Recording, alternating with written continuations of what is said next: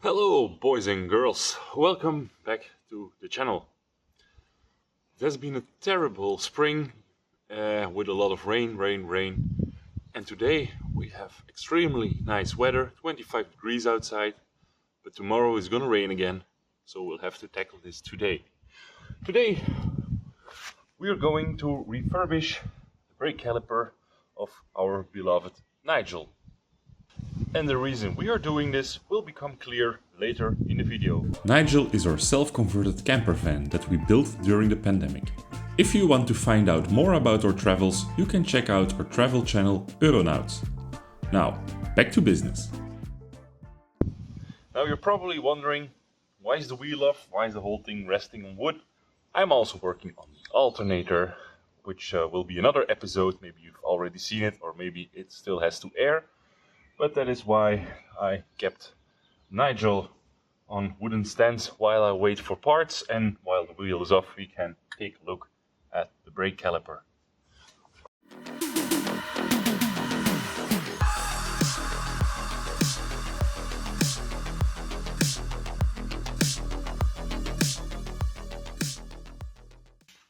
I'm using the front camera to film this. This is behind, so in the wheel arc you will find that every brake is different, but you will find behind these rubber thingies that you have an Allen bolt on the top, and normally there is one here,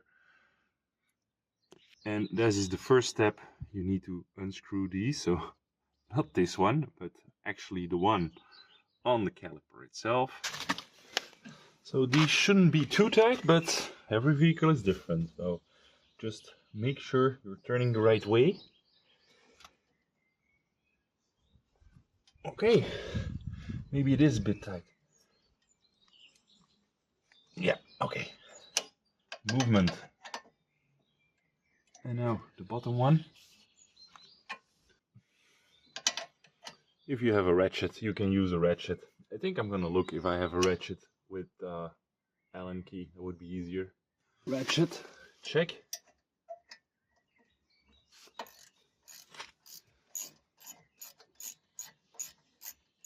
Much easier.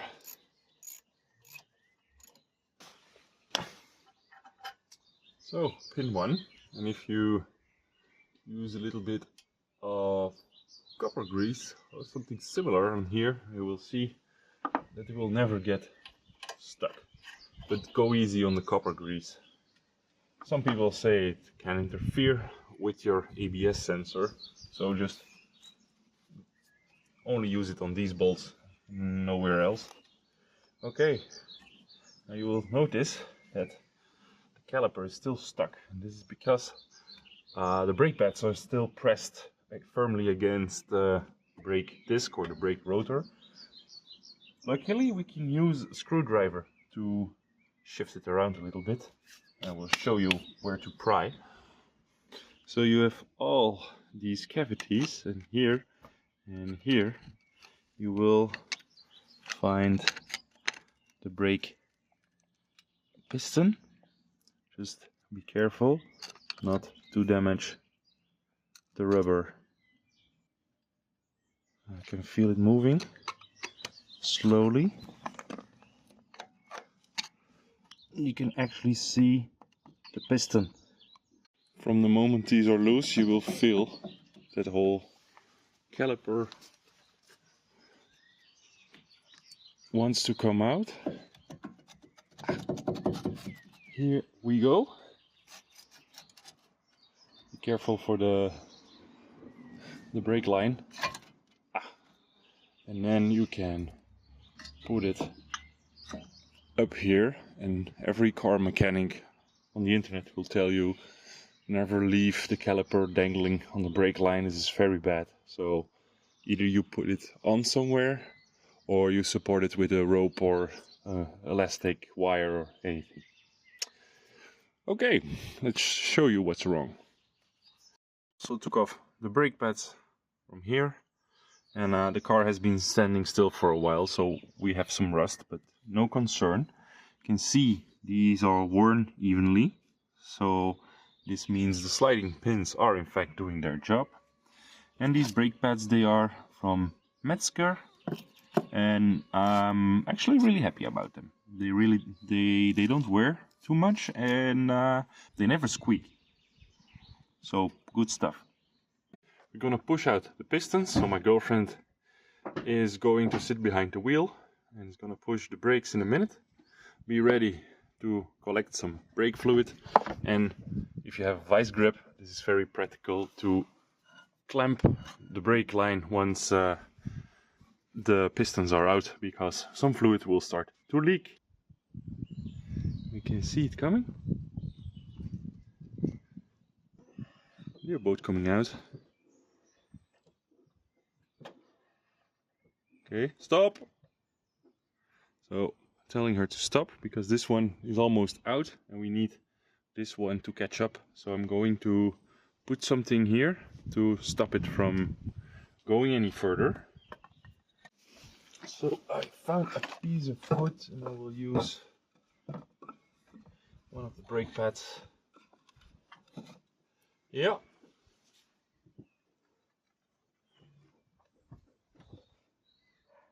And now we can see the other one. Stop. Now we can remove. Oops. Yeah.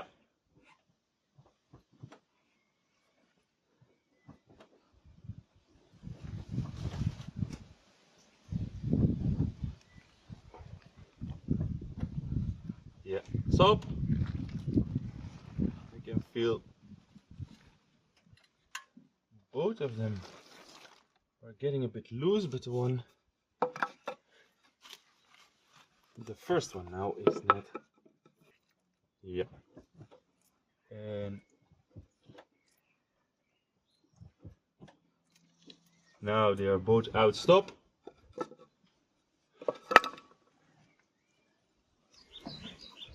At least I think. Stuff is leaking already.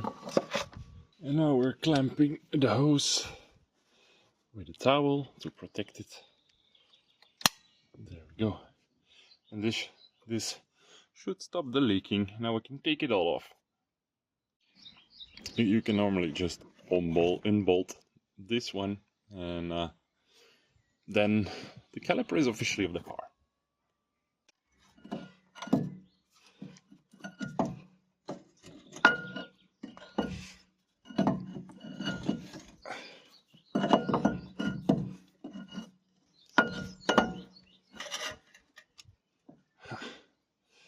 Here we have it. You can see the state of the pistons, and especially the dust boots here and completely ripped. So I'm gonna take them out, clean them a little bit up.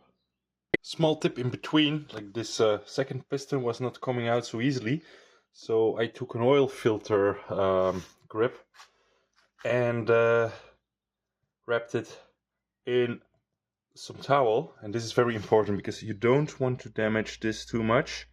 The more damaged this is, the harder it is going to slide in and out. We'll see after I clean it up that it's still pretty nice. Now the inside is probably very rusty, and it's not so, you don't have to pay any attention to that because this is exposed to the elements.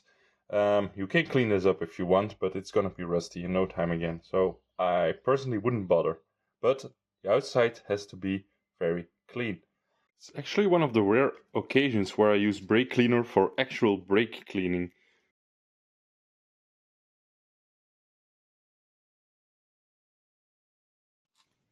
First we're gonna pry out these seals.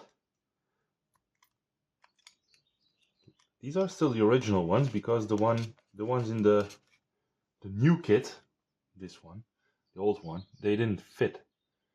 Let's see. It has the same markings, and this looks exactly the same size to me, old and new. So that's good. Let's see that we don't get it mixed up.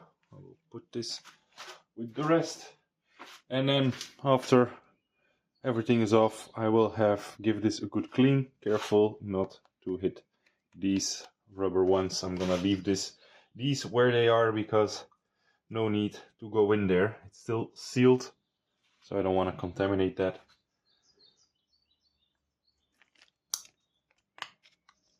There we go. Let's see if this is the same size as well. Yes. Perfect, perfect. Although it seems perfect. The most important bit is that the inside is squeaky clean, no debris there, and these grooves should be clean as well, because that is where our rubber thingy will go later.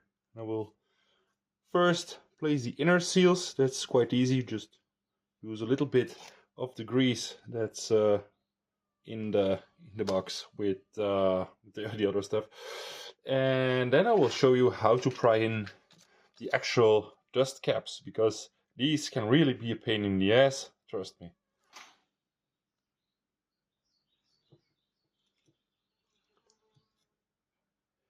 Let's make sure it doesn't get twisted. There we go. And I hope the piston will like it, because last time I tried this with a new seal, I couldn't get it in whatever I tried, so let's lube it up a bit.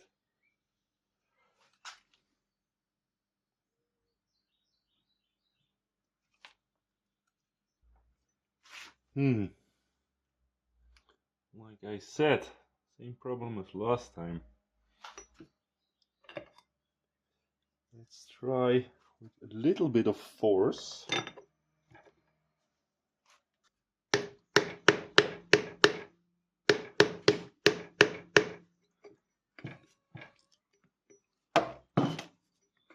Yeah, I actually wasn't filming, I was just lubing it up and pushing it a bit, and it actually went in, so that's good news. So yeah, what shall we do? I will first try the other one, and then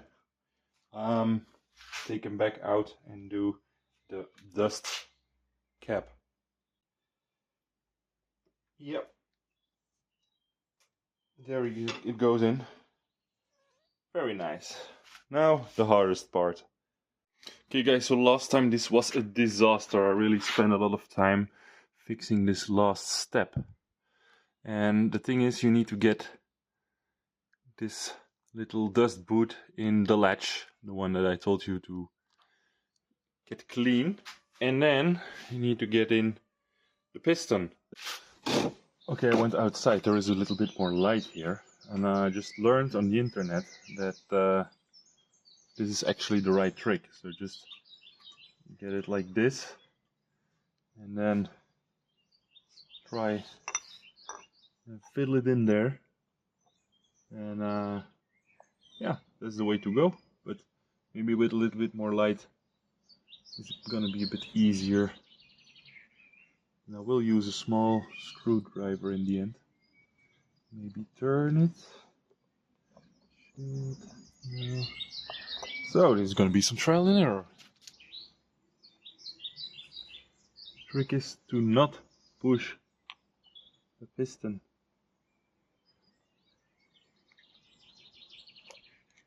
Only push the seal. Yep. There we have it. Perfect.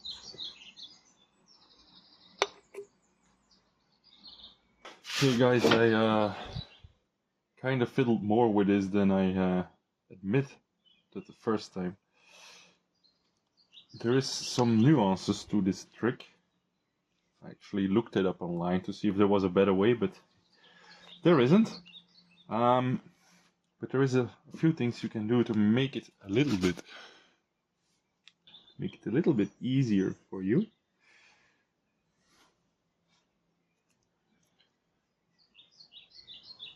Because the problem is to get it into this latch on the other side, the blind spot of the caliper. Let's call it that.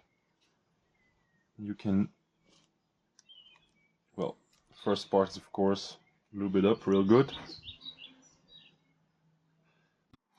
So the trick is, we actually just managed to get this in, is to start with this part. So put this in the groove first, and then you work your way around here. And I think the best tool, we tried different tools, is a very small screwdriver, and then you work your way around. And then after you work your way around, you push in the piston just a little bit, and then you stretch it everywhere to verify that it is indeed where it should be. And if that is done, then we can push in the piston and put the sleeve over this ridge here. Last but not least, this nipple, we got a new one from the repair kit, so we'll replace that, why not. And then with the magic of video editing, this will end up on the car somehow. Actually, before we slap it back on the car, I always like to clean up these things and add a little bit of that grease we used before, and this will avoid squeaking, because this is where the brake pads travel. Actually, I won't put on the grease that was in the kit, but I had some good result with silicone grease. I have a little bit left, but on the other hand, it also attracts a lot of brake dust. So I think I'm gonna leave it off now, and then see if I get any squeaking after a while. Pay attention that the brake line is relaxed and not twisted. And if everything looks fine, we can re-add these bolts. We'll add a little bit of extra copper spray, and then we can continue with bleeding the brakes. Of course, we lost some brake fluid when we did install, when we took off the caliper. So now it's quite low. So the best thing is to first fill this up, or you're going to push air through the whole system and you'll have to bleed all 4 brakes. Yeah, you don't want to do that. So best is to fill it up to the maximum level. Something like that. And after we bleed the brakes, we will check it again. And the vehicle is standing, of course, not straight. So have to take that into account. Okay, so I opened the valve, put a little bit of brake fluid in the bottle. I think this will make sure the air escapes. She's already going. Here we can see. Wait, not too much is coming out.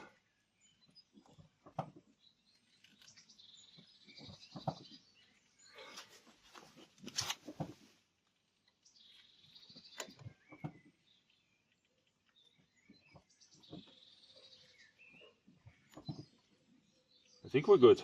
Now, when I saw this in action, I don't think you need to add a brake fluid in there, because brake fluid will come eventually from the caliper and will fill the bottom, so that's actually a bit of waste, but luckily brake fluid is quite cheap.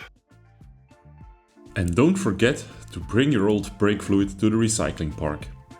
If you followed along, you should now be able to replace your brake pads, pistons, dust boots and seals, and safely bleed your brakes after working on them. As always, I would like to thank you for watching. Consider subscribing and let me know in the comments if you like this kind of content for the future.